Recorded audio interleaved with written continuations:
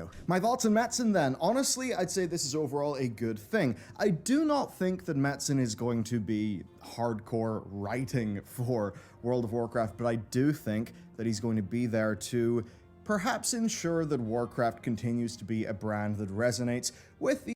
Just because he's in it, essentially. It would mean something if he's just in it. But wasn't he doing that board game thing? I haven't really kept up on that.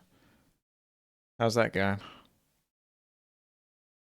These sorts of audiences that it initially resonated with, right? Even just being able to bounce ideas off Chris Metzen, I think, will be a I haven't really cared about the last couple of World of Warcraft expansions that much. Shadowlands was interesting to start. So he does know a fair bit about it. Now, Chris's previous role within Blizzard Entertainment was one that did cover many aspects of the company, right? So he was leading stuff in StarCraft 2. From the creative side, he had a major influence there. He had a major influence creatively, of course, on Project Titan. So there was a span of time where it would have been so interesting to see Sabi actually were doing quite a lot within the World of Warcraft team. If they could have made that MMO. Below Metzen, when Metzen was involved in the failed success. Overwatch was so successful. Did it make enough money? It must have made enough money to be worth it. Cancelled. It was then reborn into Overwatch. But they spent so much in the first place on it. Because it could have been an MMO making more money by this point. Blizzard's next big MMO.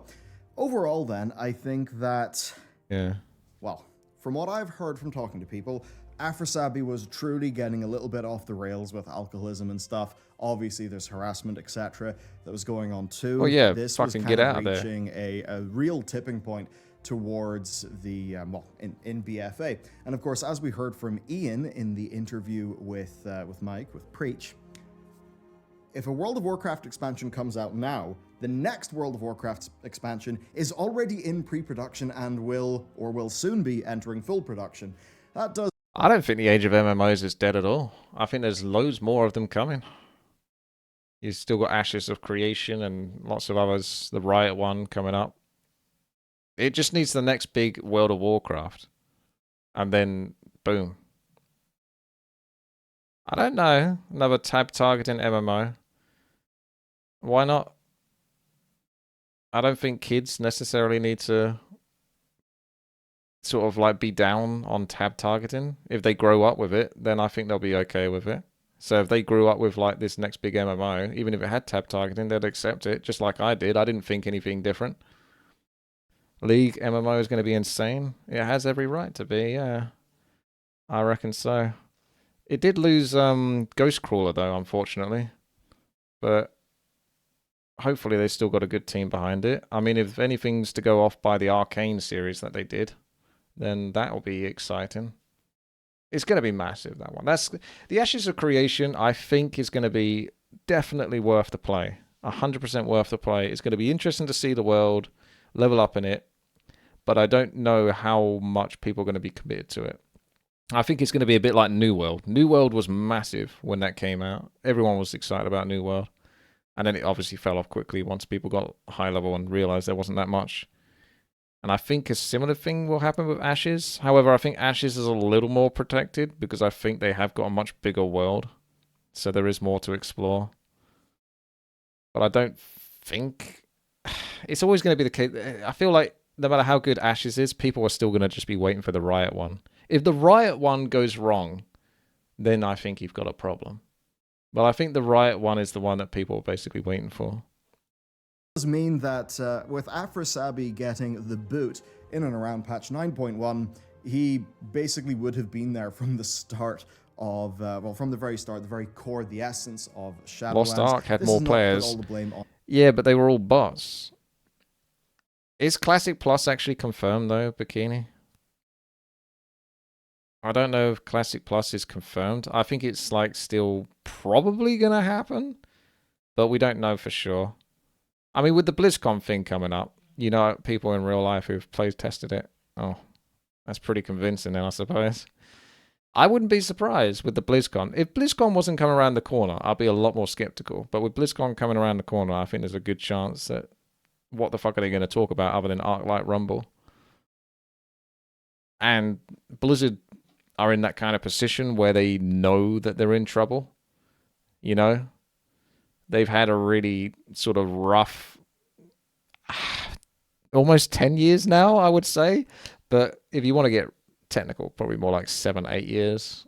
And then there's been some really awful periods, and people are sort of going off Blizzard a lot now. So they have to bring in, they know that classic hardcore has been very popular.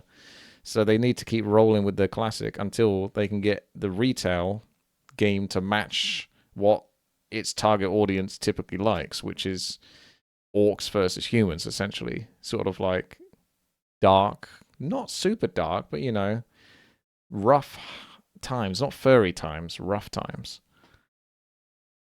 On him, though, I do think that you could have taken the clusterfuck that he left behind as creative director, and I do think you could have significantly done better with that than what was actually done with embarrassing characters like the jailer and the entire embarrassing characters like the jailer. Self-defeating position. I think one of the best things that came out about the jailer were the Captain Grimm videos. Have you ever seen those? The voice he does for the jailer. Yeah, my scheme. It's like Skeletor or something. It's so ridiculous. Positioning of the jailer being the end of the first book of Warcraft. Absolutely silly stuff, but if they are considering it to be the start of a new book of Warcraft, then I am bloody glad that the person who was involved in the very creation of this franchise is there. And see, those dragons, they just look a little off. That there's just a bit too much furriness in them. That's the problem with those dragons. They're kind of cool, but they're so effeminate. Like, look at the pose on that forearm. It's not for me. Like, the legs. I know it's probably a female dragon, this one, but even the male dragons look like that. Because I've played the game. So, yeah. They don't have those big, meaty lads. Or at least... when I played it, there wasn't an option to really bulk your character up much. I don't like playing like the Tauren characters because they're too big. But there wasn't anything that was even like close to an orc or even probably like a human. They were so, I don't know, creepy is what the word I would use. Projects. It felt creepy playing one of them. Creative consultant for Warcraft, WoW specifically, which isn't really what you want to feel when hopefully it will get his whole focus and not just be him and Steve having one email a week. But like, that was all right, that cinematic. It wasn't terrible, but it was a little Disney-esque and felt I've seen better sort of thing. I don't get the impression it's that.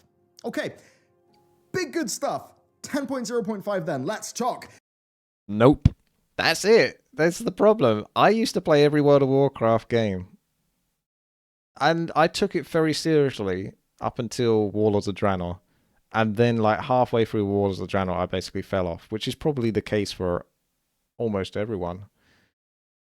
But I've played it since its inception. And then since Warlords of Draenor, beyond that, I kind of just stopped caring about retail. And it could just be because I've aged out of it. Although I'd still come back if there was a good game. So it's not exactly aged out of it, but I've been doing it for so many years, so it's worn off in its own way. But yeah, as soon as you start talking about retail at this point, especially in Dragonflight, I just don't care. I've like zero effects. But good video from Bellula here. He's got a great channel. He's really popping off on his other one, his news channel. So he's got multiple channels. I'll put a link in the video description here. I just wanted to sort of see what the information was in regards to Chris Metzen. Apparently it's confirmed. I did hear about it, but I wasn't sure if it's one of those fake posts.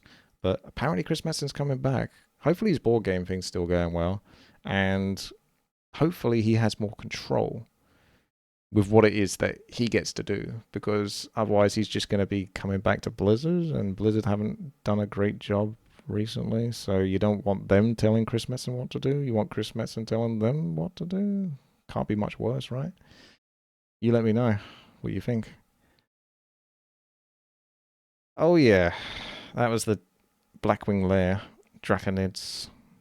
Those were quite cool, those. They have like cool angular shapes, so it feels more impactful rather than this weird sort of skinny effeminate one. It's fine for the like female ones, but the male ones still look the same as well. Like all of their animations felt very